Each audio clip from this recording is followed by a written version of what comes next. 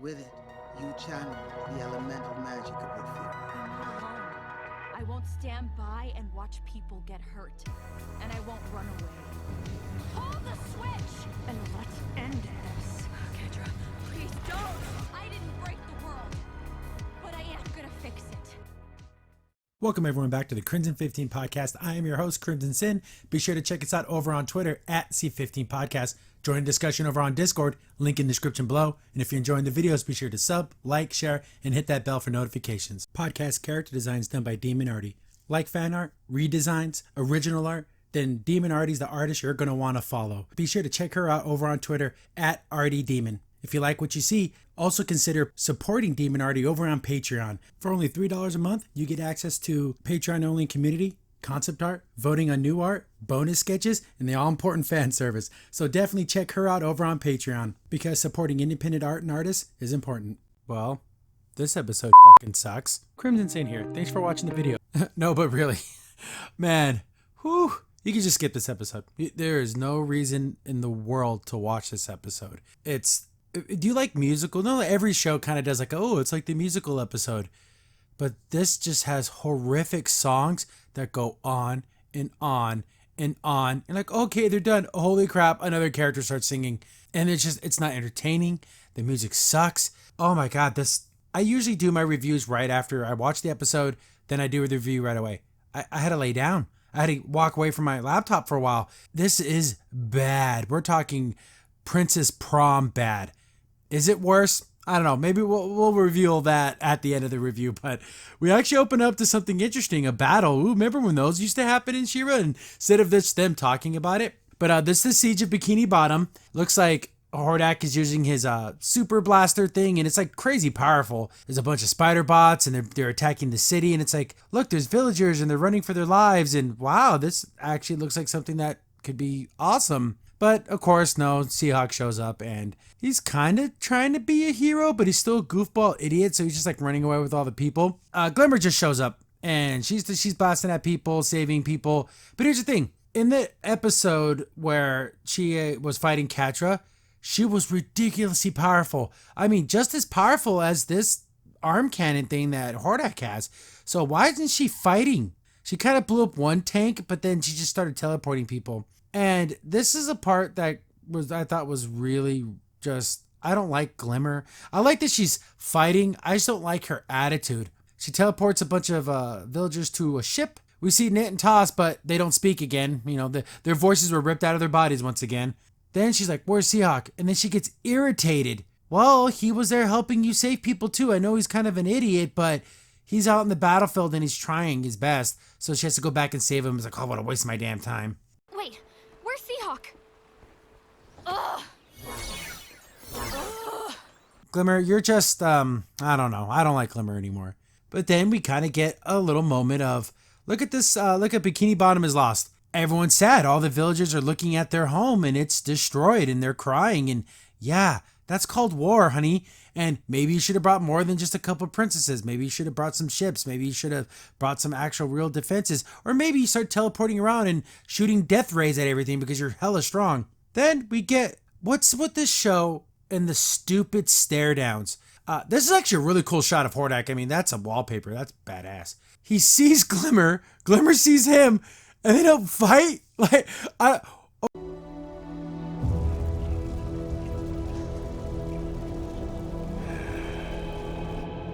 be back for you. okay, we just saw Hordak use his arm cannon. Super powerful. Why isn't he shooting the ship? Why is he letting her get away? Why isn't Glimmer shooting at him? Why are they just looking at each other? Oh my God. Oh, it gets worse. Oh God, it gets really worse. It gets so bad.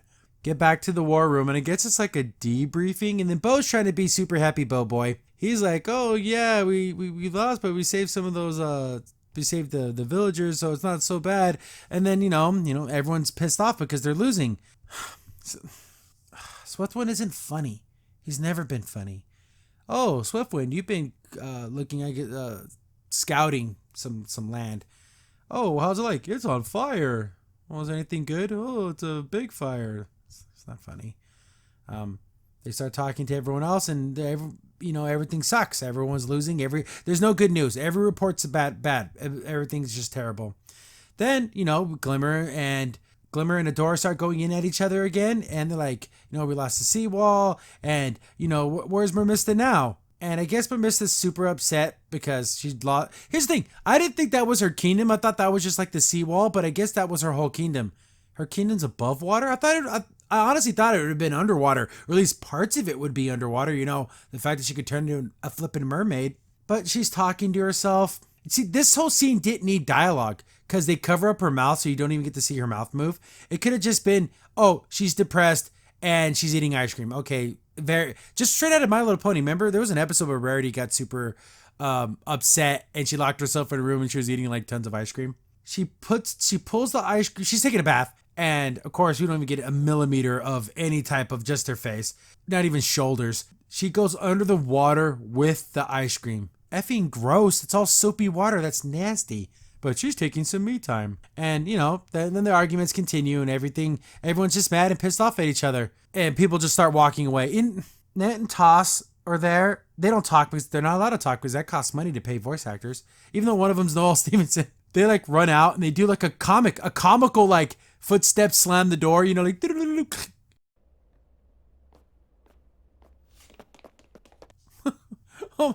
oh my god, this is supposed to be a serious situation. This joke is awful. Bo's super upset and he like, kind of does the he swoons. But Bo doesn't faint, he swoons. He swoons on top of this table and then Seahawk's trying to like, Seahawk's trying to cheer him up. Look at this screenshot.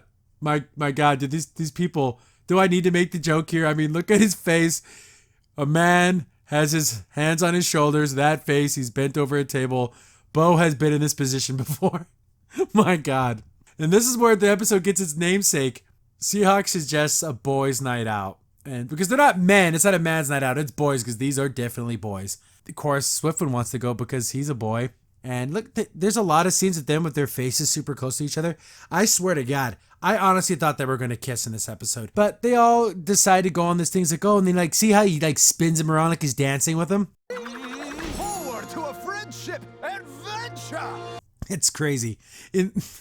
Then we get to the bad guys are interesting. That's the only thing about the show is the bad guys. We got Hordak's very pleased with himself because he blew up this whole entire freaking village. And Catcher's like, oh, hey, so what are we going to do now, boss? The same thing we do every day, try to take over Etheria. He's like, yeah, just go back to your post and I'll call you when I need you.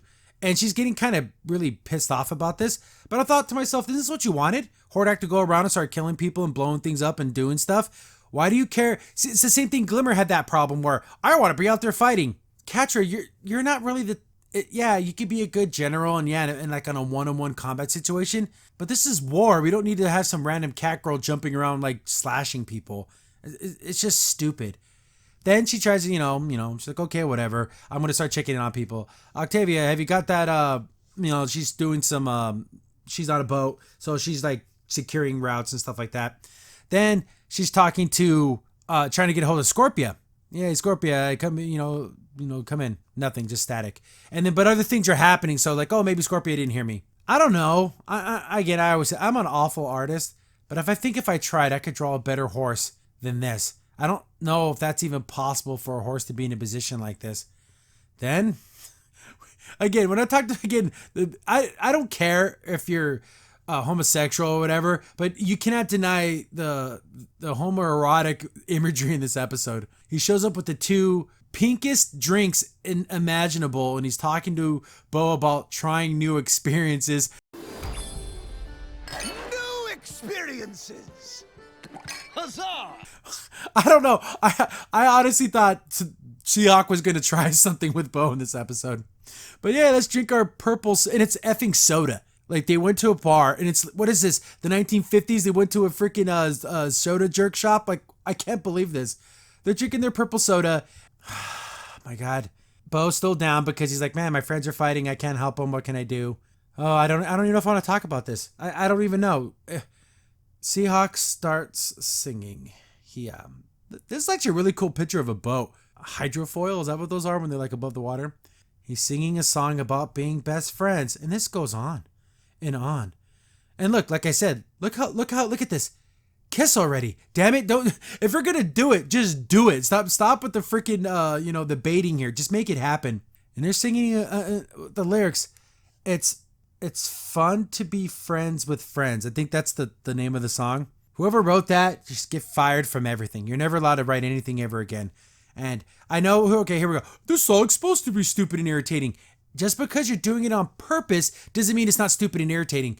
And this song should have been half the length that it was. But it's just them singing and being weird. And then Bo gets on because he's not depressed anymore. He's all about that singing too. And it goes on and on and on. He jumps up on the bar. He, shows everyone his, cat pose. Here's my butt. He's dancing around. He's doing crotch jives. Bo's underneath him. He prays him with his water. Again, like I said, that the imagery here, they did it on purpose. There's no way that they didn't do it on purpose. These background characters are crazy generic. They keep singing and everything, and then but Bo's starting to lighten up to it, and he's in all on it. Again, here we go. Here's another image of them, inches from kissing. But yay, we did it. They even get a spotlight. So I guess there's a guy working a spotlight up there. And then they meet some people at a table, and they pull out their swords. And look at these guys. The guy on the right looks like he might fit in She-Ra. These two on the left, not at all. These two characters don't belong in this show. You got like an actual cat girl who looks like a cat girl. Unlike Catra, that looks like a girl with cat features. Like there's like a difference. This girl's definitely way more cat-like. Like she actually has like a fluffy chest and everything. See, Catra doesn't really look like she has fur. She has hair. Then like her feet have a little bit of fur, but like the rest of her body, it looks like skin. I'm stuttering because it's so crazy. Seahawk's like, oh, it's better than being robbed. They're being kidnapped. So like we put bondage into this whole fetish thing. He puts his arms out and he's like, oh yeah, don't worry, this is gonna be great. Oh my goodness. And the guy's name is Bill. So you have a guy named Bill, Buffalo Bill. His name's not Buffalo, but it should be Buffalo Bill, tying you up and taking you somewhere. This isn't going to end well for anybody. So they get tied up and he's like basically telling Bo, go along with it. Then he keeps singing and he's all tied up, and this was like part of his plan. Like, oh, I paid this guy Bill to come tie us up, and then he'll capture us and it'll be for pretense, and then the princesses will know we're gone and they'll come save us and they'll have to work together to save us. God, that's a really dumb plan. And then he starts to slowly realize this isn't the guy. Here's the thing. How could you not notice? This guy's a pretty unique looking dude. I mean, so this kind of 6'4", 6'5" dude with the mask and a beard. Wait a second, this isn't the Bill I'm thinking of. That's really dumb. I mean, Seahawk's an idiot, but he's like a super idiot. And Bo, this I think is the fourth time he's been knocked out and he wakes up somewhere. This happened a lot to you, Bo. You wake up tied up, not knowing where you're at. My God. So somehow they captured Swiftwind too. You, right now, get in your car, buy a bus ticket, go to a farm and try to tie a horse up that doesn't want to be tied up. You're probably going to die. But somehow, some way, they tied up this horse and then tied it to like the mast of their ship. How did this happen? I understand Bo and Seahawk, they're freaking idiots. You just knock them out, but a freaking horse? How do they carry it? How do they move it? I hate this episode so much. So they're like tied up. The boat looks cool. These ropes are really weirdly drawn because they're tied up and they're tied to the mast, and the mast has its own set of ropes. That's not how any of this works. But they start thinking, oh man, we got to get out of here. We got to save us. Hey, Swiftwind, use your special bond with She-Ra to contact her to let us know that we're in danger. So he starts to, use his powers. You wouldn't fight like this. Real friends wouldn't fight like this. Glimmer's going to go check on Mermista. She's still in the bathtub and she's like, oh, you alone? And then she's like, yeah. So she goes in there. Adora's in there, like mopping up, and she's using the freaking sword of protection as a mop again. That is unbelievably disrespectful to the sword. But we see that Mermista wasn't actually taking a bath. She's still fully clothed. Lame. But she's still in the bathtub. Oh, yeah, I'm out of ice cream. Oh, she's just being an idiot. Then Adora and Glimmer start in at each other. And they're just, they just hate each other. Adora tries to talk to her. Hey, what the hell's going on? I know there's been a lot of, we've been losing a lot, but we got to work together. We're only going to win if we work as a team. And it doesn't matter. You just think you can punch She-Ra and just punch everything. But that's all they did the first 3 seasons. And Glimmer, you were really cool with all that. So isn't that what I don't know. I don't know why she's mad. They keep losing, but you got to keep trying. But they're arguing about everything. And then like She-Ra's like, Adora's like, oh, I can hear the ocean. Why is that? Because it's from Swiftwind, and she's not paying attention because she's constantly arguing with Glimmer. They're like, oh no, it's not working. We're screwed. But here's the thing. Didn't Swiftwind cut things with his horn in the past? Didn't he cut through that tent like it was made of paper mache? So I'm thinking he can probably cut these ropes too. Just saying, I don't know. We get this really weird scene that actually adds up to something. We have Seahawks like, oh, Marissa taught me to talk to seagulls. I'm going to send a seagull to come save us. And he makes a bunch of seagull noises. This face. This is my face after watching this episode. I had a brain aneurysm. Then the bird just go, oh, I guess I must be out of practice. Then these 3 OCs show up, and I mean, look at this cat girl. This just doesn't belong in this show. We find out that Seahawk knows this guy? Admiral something, I don't know. It could be an admiral. He only has 2 crew members. What's it with... Has anyone been on a real boat? You know how many people it takes to run even a small boat like this? This isn't some freaking tiny catamaran. No, this is like an actual ship. And where's their cannons and defenses? These guys are pirates, right? But he's like, screw you, Seahawk. If it wasn't for you, I lost 3 of my ships because you lit them on fire. Remember how he constantly used to do that? So he's going to like make him walk the plank. But then he doesn't. And then brings him back. And he's like, you guys are worth more than... So there's got to be someone out there who wants you. You talked about all that rebellion crap. I'm going to try to sell you. Ransom you to someone. So they're like, oh, great. We'll just ransom us to the princesses and everything will be great. We get to Catra, and here's the thing. They want us to feel bad for her, but I just laugh at her because it's funny. She's sitting there and she's like, hey, she tried to contact Scorpio. How come you're not at the Sea Gate? You're supposed to be here. She wants someone to talk to. She wants her friend again. And then, like always, not still mad about before, are you? Stop being so sensitive. Get over it and talk to me, Scorpia. And then she starts getting angry. Instead of saying, I'm sorry. I've been up all night. No excuse really, but at least try to be remorseful. She can't be remorseful. Even though she kind of says, you know what, I thought winning would make me happy, but it isn't. But she didn't tell it to anybody because no one's listening. And how do these communication things work? Is it like Star Trek where like you hit it and then you say the person's name and it contacts them? That's pretty freaking sophisticated, but Scorpio doesn't show up because, she's not there. She already took off. So she's getting all pissed off and angry now. But here's the thing. You told her to leave you alone. You told her all you do is bother me. So F you, Catra. Ha ha. You have no friends because you're a bitch. Ha ha ha. Get back to the pirate idiots. They're still wondering what's going to happen to them. But like, oh, we actually have someone who's wanted to pay your ransom. Like, it's the princesses. But apparently it was the Horde. And it's Octavia. And she like tosses him a sack of money again. I brought up the money issue. They do bring it up every now and then. But what is it? Gold pieces? Is it gems? I kind of want to know. Do they have a name for their money? I'm calling them. They're going to be guilders. That's the money they use. Then they're all super like, come on, man. Don't turn us over. We used to be shipmates together. If our friendship ever meant anything, please don't do this. And he's like, no, it didn't. Because Seahawk, you're an idiot. So they're getting turned over. And they're not even fighting. It's so stupid. Then, oh my God. That effing seagull actually understood him and flew to Mermista. Wow. That is so interesting. We get back to the argument, and it's getting heated, and they're yelling and screaming at each other. Glimmer says one of the most hurtful things you can say to somebody. Maybe your best isn't good enough. If it was, my mother would still be here. Ouch. Oh, man, that is some heavy stuff. Look at Adora. She's crying. It broke her heart because she loved Angela too. She saw her as a second mother.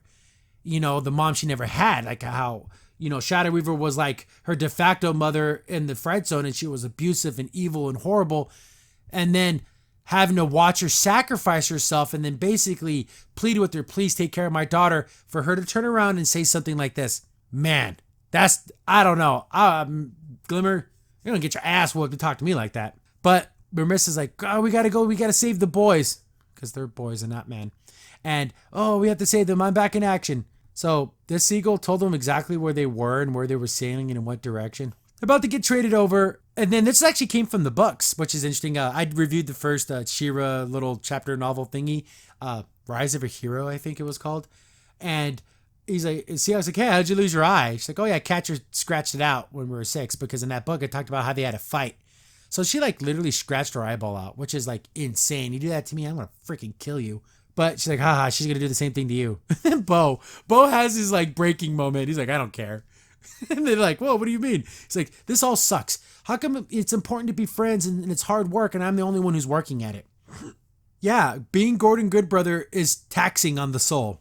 So he's like, so I don't care what you do. Who cares? No one's coming for us. They don't even know that I'm gone. Her actual badge is her eye patch, which is actually kind of funny. Come on, come get the prisoners. This dude's bumming me out. Then this is just all weird right here. One of the soldiers like, oh no, magic off the starboard bow.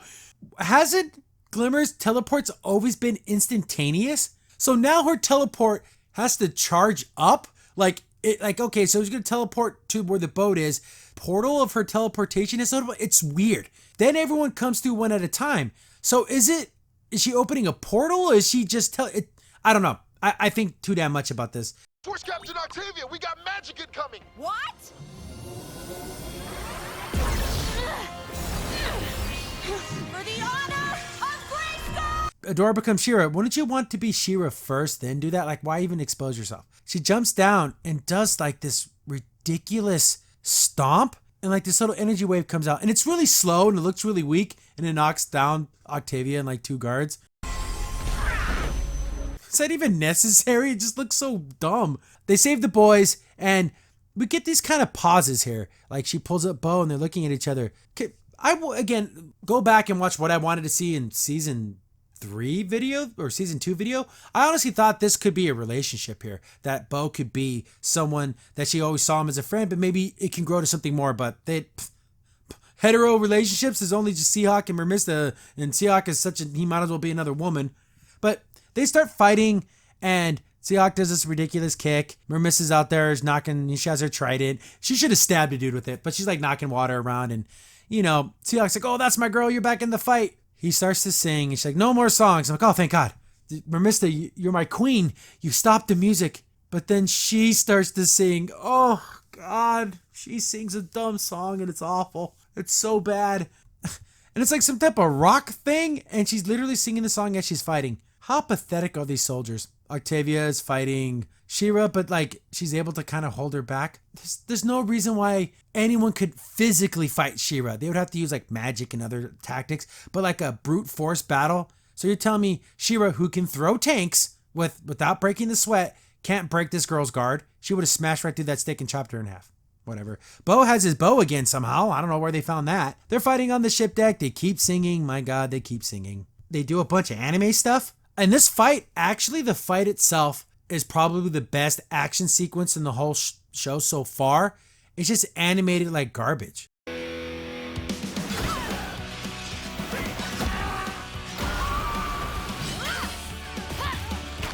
It's just, there were shows that came out in the 90s that were animated better than this. But, we get the whole fast, shaky background, but you see in a bunch of different kinds of animes. And she's super happy she's fighting. And I kind of like Seahawk and Mermista being back to back and they're like fighting together. That's cute. Then they're knocking all the guys away, just like Team Rocket. They're going flying into the distance and everything. She-Ra's fighting a dude, and this is weird. Again, another scene where the action isn't bad. It's just mediocre animation makes it worse. She-Ra and Glimmer get back to back, and they look at each other like they just had that horrible fight where she said, you killed my mom. But She-Ra looks at her like, okay, we gotta do this. Then they hold hands and like super lesbian powers come flying out.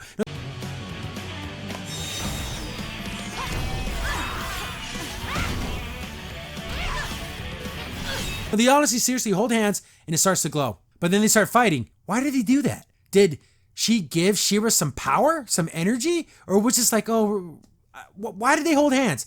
They're fighting and they win and everyone's great and happy. And Seahawk's riding on Swiftwind and he does like this big old flamboyant pose. And hooray, we did it. We beat him. So now they have actually one of these ships. So here's the thing. They captured, looks like a pretty powerful like cruiser. I wish they would actually use it. Bo, like the end of every fight, oh, let's all hug. But then She-Ra's like, I don't want nothing to do with this. She walks away and then Bo's like, oh crap, they're still fighting. And we get to the funniest part of the episode. You can't make us feel bad for this girl. Can't do it. She's an awful person. She goes to Scorpia's room. She looks around. Hey, Scorpia, where are you? And then sees her jacket and there's a note. And yeah, I don't know. They should have read the note or let us see it. It should have just said bye. And Catcher reads the note and drops the jacket and the letter. Ha ha, you have no friends because you're a bitch. It's funny that she left without taking the picture of her mom's or anything. So yeah, I guess she just wanted to get the hell out of there. But aren't there like daily like appointments and stuff? Wouldn't they know when someone goes AWOL? But yeah, Catcher, you did this to you. You stupid bitch. You did it to you. So every ounce of heartache you have, you did it to yourself. Congratulations. Then we actually get like a kind of beautiful shot here. I mean, with the boat and the sun setting in the ocean. Looks awesome. If I had to say I liked something about this episode, it would be Seahawk and Mermista flirting with each other. And you can tell she likes him. Oh, you goofball. She kind of nudges him a little bit. But yeah, they honestly look like they care about each other, which is, I don't know, really cool. And Seahawk is happy for Mermista that she's, I'm going to fight again. And I'm back in action. And yeah, my girlfriend's happy. He's happy that she's happy. That's cool. I like that. But we get the two, grumpy girls. How's it going? Adora's just sitting on the edge of the boat. And Glimmer goes up there to go push her off. No, goes up there to try to talk to her. And she's like, kind of puts a smile on. And then Adora just walks away from her. Glimmer, you said a pretty nasty thing. My God, you said it doesn't get much worse than that to blame someone for a death of someone where it wasn't their fault. Oh, she's not dead. She's just in another dimension. She's dead. I don't care what anyone says. She's dead. If she comes back, I'm going to be so irritated because let the death mean something. Angela is trapped in some dimension that doesn't have, I'm presumably, no oxygen, no food, no water, no nothing. Oh, she's an angelic being. Yeah, but she still needs to do things to live. That doesn't mean she can still die. But Glimmer, of course, gets all, I'm not going to be the one. You have to keep trying. Then Bo's like, hey, what's going on, Adora? And she's like, I already made my mind up. I'm going to find out whatever that weapon Mara was talking about, and I'm going to use it. But didn't she remember how scared Mara looked when she was talking about it and everything? So you have to know this thing, again, everyone already predicted, it's a glass cannon of some kind, which I'm assuming that's what it's going to be. And she's like, that's what I'm doing. I'm going to get it and just fight, and, we need that weapon. And what Bo says is true here. He's like, she doesn't need a weapon, she needs a friend. And she's like, no, she doesn't. And yeah, she's just, you can't, that wound will not heal in a day. And when it does heal, it's going to be a scar. And that's going to be something she's going to remember the rest of her life. You blamed me for your mother's death. And that's just so effed up. Then we get some more singing. And then, him playing his stupid squeeze box accordion thing. Bo looks off into the sunset like, damn, my friends are fighting. And we get another beautiful shot. This ship is cool looking. Sails off in the sunset. And thank God it's over. You actually had something that could be a decent episode with the bad guys. And again, like I said, everything that to do with the Horde is infinitely more interesting than anything that the good guys are doing. But this episode effing sucked. Holy crap. That singing, those songs, I dare you to listen to these songs and think to yourself, yeah, I want to listen to this again. My ears will be blessed if I never have to hear this music ever again. It's that bad. But 8 episodes over, so we're over half over with 8 horrible episodes. So all you people lied to me saying the series is good because it's impossible. The next set, what do we have left? 9, 10, 11, 12, and 13, so 5. Even if the 5 episodes were excellent, it doesn't erase 8 craptacular episodes. So whatever, you guys lied to me. You freaking, I can't believe it. My own commenter's lying to me. But episode 9, I'm not looking forward to anything. Everyone says, oh, but later on, you're going to love the finale. I don't know. My expectations are so damn low. Maybe I will. Maybe that was the plan. Maybe it was to make so many crappy episodes. Your expectations are so low when you're handed just an okay episode, you think it's amazing. Maybe that was the plan. You sneaky Noelle Stevenson. I'm onto your game. And to answer the question, is it worse than Princess Prom? No. Princess Prom still is the crowning jewel of craptacularness of the She-Ra. Because the Catra stuff was okay. And the actual action, if it was better animated, wasn't bad. Princess Prom had no redeeming qualities and was only there so all the writers and all the people can shove as many OCs as they possibly can in their own self-inserts so they can have their pretend prom because they were never good enough to go to real prom. Oh, God, watch my prom review, Princess Prom review. I hate that episode. But this is the second worst episode. All in all, not the worst meeting we've had. Crimson Sin here. Thanks for watching the video. If you're enjoying the content, be sure to sub, like, share, and hit the bell for notifications so you don't miss a single upload. If you have any tips or story ideas, hit us up on Twitter at C15 Podcast, or better yet, join our Discord server, link in the description below.